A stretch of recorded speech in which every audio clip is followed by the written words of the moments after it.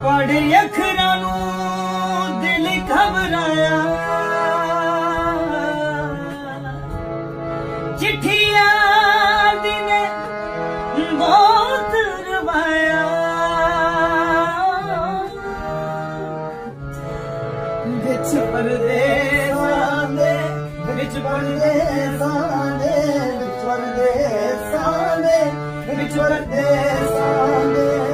ਪੜ੍ਹ ਅੱਖਰਾਂ ਨੂੰ ਦਿਲ ਘਬਰਾਇਆ,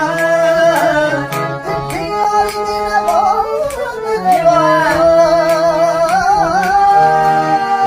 ਵਿੱਚ ਪਰਦੇਸਾਂ ਦੇ ਵਿੱਚ ਪਰਦੇਸਾਂ ਦੇ ਵਿੱਚ ਪਰਦੇਸਾਂ ਦੇ ਵਿੱਚ ਪਰਦੇਸਾਂ ਦੇ ਸਾਡੇ ਤੇ ਬਣੇ ਨੇ ਕਦੇ ਕਾਂਗ